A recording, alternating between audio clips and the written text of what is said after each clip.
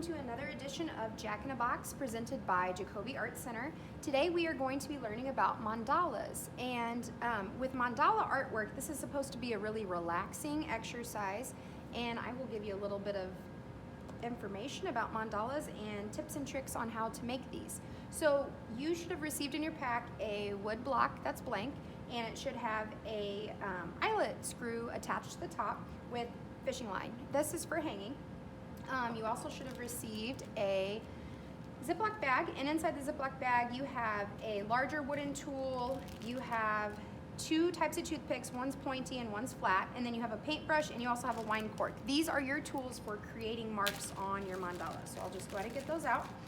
You also have 3 cups of paint, and this is acrylic paint, and so it'd be wise to put some newspaper down or something to cover your space so that the acrylic paint does not get on your clothes or your table, because it could potentially stain. You also received a mini red plate. This is for a palette if you need it. You can also just dip your tools right into the paint, but if you want to spread it out, that's fine too. So let's go ahead and get started, but before we do that, I'm going to turn this so you can see it. Before we do anything else, I want to teach you a little bit about why we are making mandalas. So mandalas, I'll put it right here.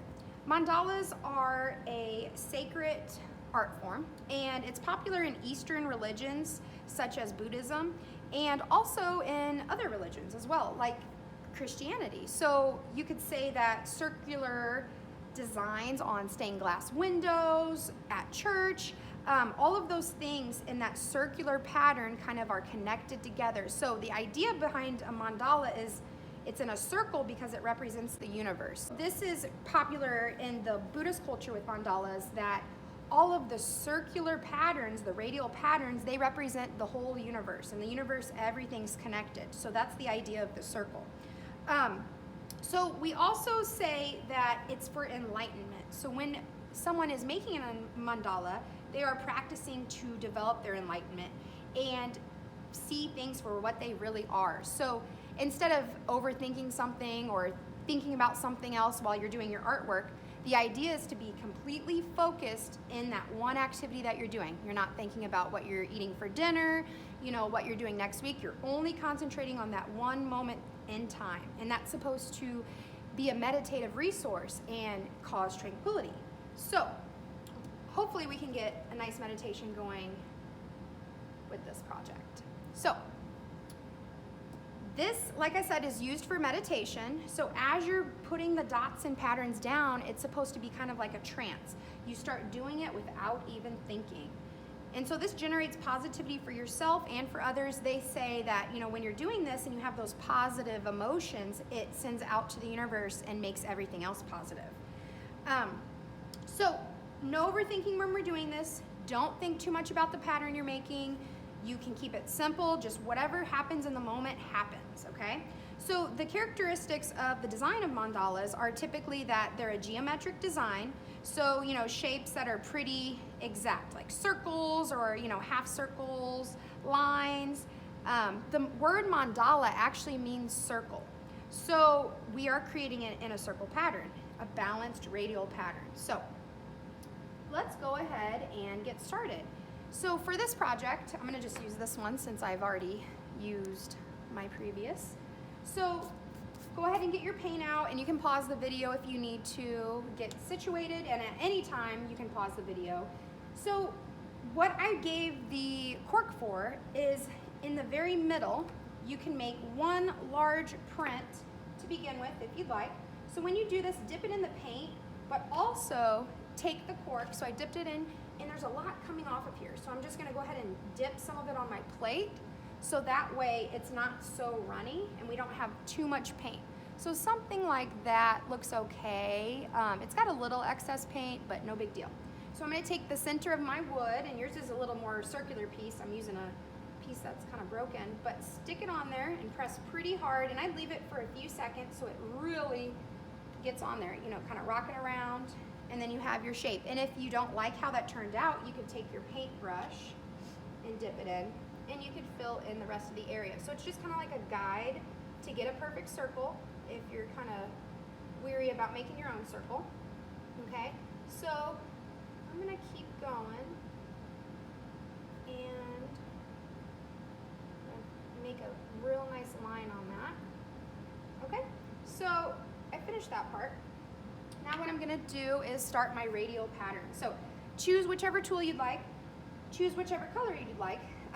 You can put something in the middle of your main circle in the dot, but I would wait until it completely dries, because if you do it while it's wet, it's just gonna all smear together. So go ahead and just dip a color on.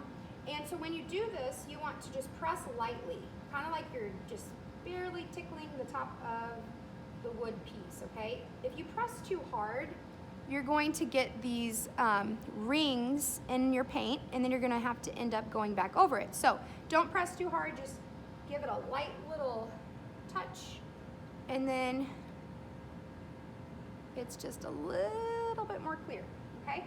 So the idea is, and again, while I'm talking, you probably aren't able to meditate here, so you feel free to watch this and then do your project. But the whole idea is you're doing this, and you're only thinking about the dots you're putting on your wood. And so that is supposed to be a meditative process, okay? So you can start on with another color. I'm gonna go ahead and use a skinnier toothpick, and I can even do things such as put it inside all the circles. It looks really nice when you double colors up, but again, don't do that until your paint completely dries to avoid any mistakes, okay? So really you could do dots, you could do little line work, just tiny lines, as long as your pattern's going around in a circle. So a radial pattern is a pattern that goes in a circle. So, you know, your average pattern may be like XOXO, but if it's a radial pattern, it would be XOXO, XOXO in a circle formation. So that's what I mean by radial pattern, okay? So I'll finish this part up a little bit, and if you have any other tools at your home that you want to try out, go ahead and grab them. Anything that you think would make an interesting mark. You can also use your brush to make marks, just as long as they're going in a radial pattern. So everything doesn't have to be a circle. You know, they could be squares, they could be the shape that you draw with your brush, like flowers. You just want to keep getting your paint on there. And so the thicker you put your paint on, really, it is better when you're painting it, okay? So just kind of barely touching it, and then I would go all the way around in that radial pattern. So if you would like to, you can also draw a shape in the middle. You could take Sharpie. It's totally up to you. So I'm gonna let you go ahead and finish your mandala. Good luck, and I hope you have lots of meditation and calmness from doing this project. Please catch our next version of JAC-in-a-Box coming up, and you can make it a monthly subscription by visiting our website, jacobyartcenter.org/in-a-box. Thank you for joining.